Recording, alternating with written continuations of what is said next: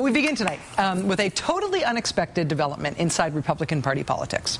As the Republicans' big economic talking point, what they want to run on in 2010, is destroyed by one of their own. Destroyed by a fellow nationally known Republican candidate. Here's the talking point in question.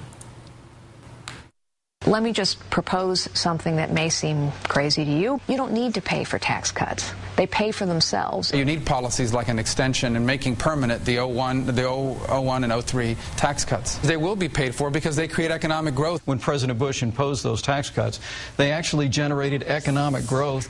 They expand the economy. They expand tax revenue. Behold the Republican economy talking point for this year. The Bush tax cuts for rich people have to be extended. And don't worry about offsetting those tax cuts. Don't worry about paying for them because they're free. They pay for themselves. They don't add to the deficit. They actually reduce the deficit. The shock political development tonight is the way that this philosophy, this talking point, is being debunked and dismantled, complete with a pithy, insulting phrase from within the Republican Party. A nationally known Republican sage, Republican graybeard, is taking his fellow Republicans apart on this one. So what I'm saying is that it just isn't going to work. And it's very interesting that the man who invested this type of what I call a voodoo economic policy. Voodoo economics. The idea that massive tax cuts can actually reduce the deficit and help balance the budget. It's voodoo economics. Burn.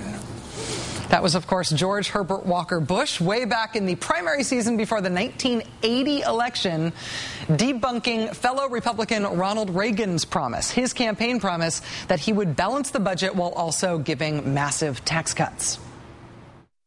A big difference, for example, that the governor and I have regards this tax cut. In my judgment, that economic program would exacerbate the deficit. It would result in less stimulation of the economy. Now, Poppy Bush, as you know, ultimately lost that Republican primary, but he did turn out to be right about Ronald Reagan and the whole idea of voodoo economics. When President Reagan entered office, the national debt was about $994 billion. When Ronald Reagan left office, the national debt had swelled to $2.8 trillion. Love Ronald Reagan or hate him, when Poppy Bush said that Reagan's economic policies would exacerbate the deficit, boy howdy, he wasn't kidding. And Reagan's supply-side trickle-down nonsense about how his tax cuts would pay for themselves, they wouldn't add to the deficit, that was, well, you say it, Poppy Bush. What I call a voodoo economic policy. George Bush Sr. was right. It's voodoo economics. Tax cuts don't actually pay for themselves. If they aren't offset, they grow the deficit, just like spending does.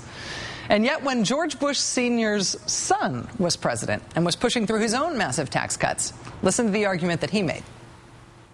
Tax relief not only has helped our economy, but has helped the federal budget. You cut taxes, and the tax revenues increase.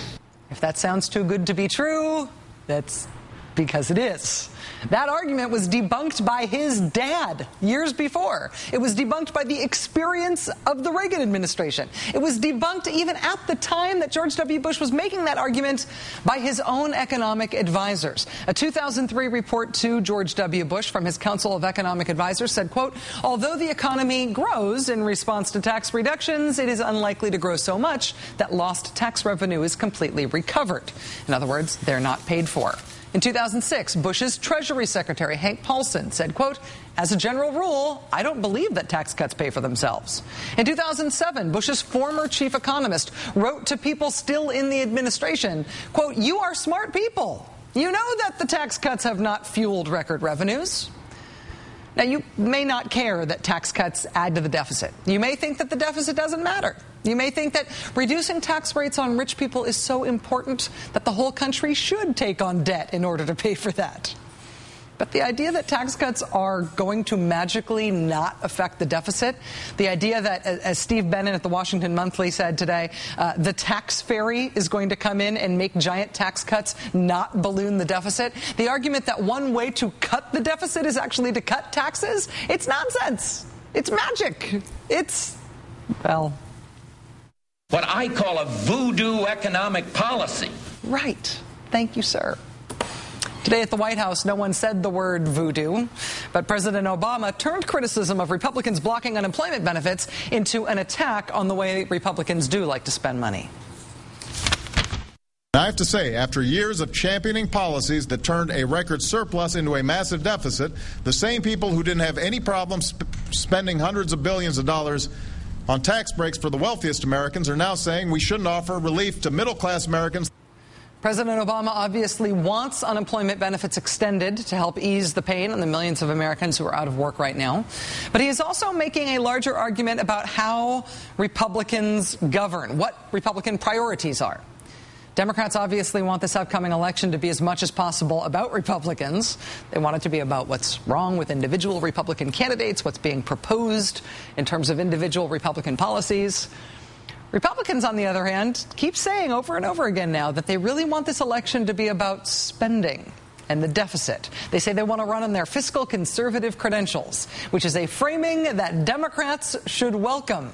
Here's how the national debt has increased under Republican and Democratic presidents. On the Republican side, on the Democratic side, the debt went up 42% under Jimmy Carter and 36% under Bill Clinton.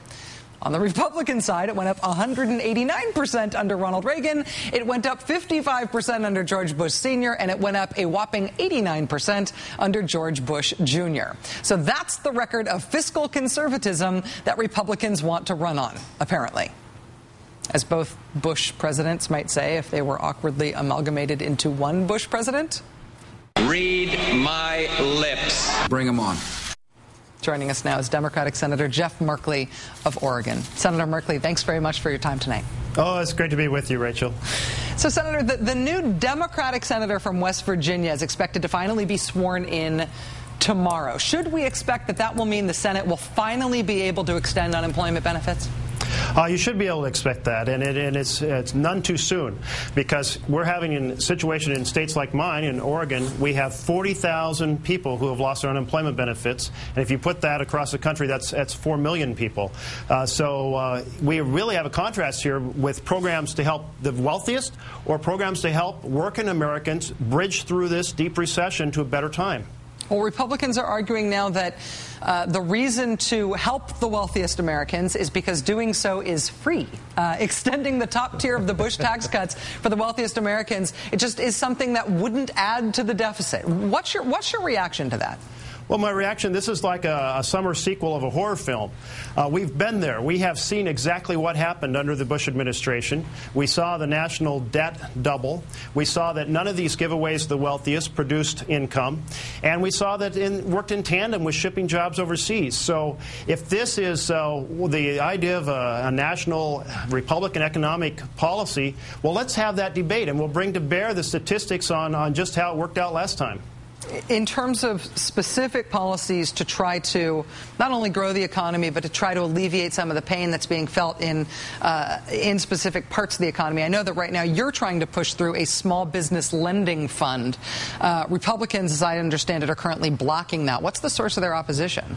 You know, this is really strange. This is a program to help out banks on Main Street make loans to small businesses. We hear from small businesses in every single state that they are constrained by their access to credit. They need that credit to seize opportunities, to grow, to take us out of this recession, most importantly, to create jobs. So here we have a program that CBO has scored as making the Treasury $1 billion over the next 10 years, and yet it could create credit equal to about $300 billion of credit to small businesses.